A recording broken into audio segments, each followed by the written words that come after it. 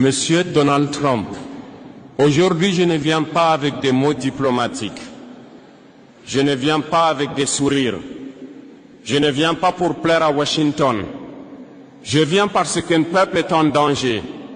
Je viens parce que le silence est devenu une complicité. Haïti brûle, Haïti souffre, Haïti étouffe. Et pendant que le peuple haïtien vit dans la peur, vous à Washington, vous jouez aux stratèges. Trump, savez-vous ce que représente le 7 février? Le 7 février n'est pas une date ordinaire. En Haïti, c'est une date historique. C'est une date constitutionnelle. C'est une date où un peuple regarde son pouvoir en face. Le 7 février 2000, le mandat du Conseil présidentiel de transition arrive à sa fin. 2 ans. 2 ans de transition. 2 ans de promesses. 2 ans de chaos. Et je pose une question simple. Qu'est-ce qui a changé pour le peuple? Rien. Toujours les gangs, toujours la peur, toujours les routes coupées, toujours Port-au-Prince prisonnière. Alors pourquoi cette transition se termine sans solution? Pourquoi aucune élection réelle? Pourquoi aucune souveraineté? Pourquoi aucun État debout? Parce que la vérité est dure.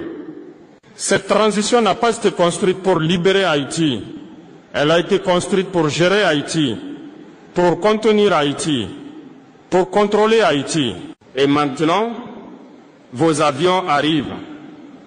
Monsieur Trump, hier encore, des avions militaires américains ont atterri à Port-au-Prince.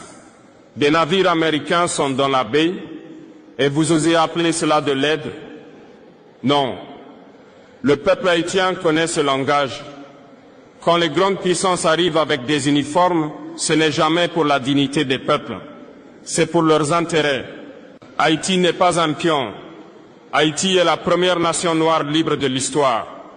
Et cette terre a déjà brisé des empires. Monsieur Trump, regardez Haïti dans les yeux. Vous ne pouvez pas parler de démocratie pendant que vous soutenez des transitions sans peuple. Vous ne pouvez pas parler de sécurité pendant que le pays est livré aux armes. Vous ne pouvez pas parler de justice pendant que Haïti est traité comme une zone sous tutelle. Peuple haïtien, le 7 février n'est pas seulement une fin de mandat, c'est un avertissement, un tournant, un moment où l'histoire regarde. Et l'histoire demande, Haïti va-t-elle se relever ou être imposée? Trump, pourquoi soutenez-vous Alix Didier Fils-Aimé, qui décide pour Haïti?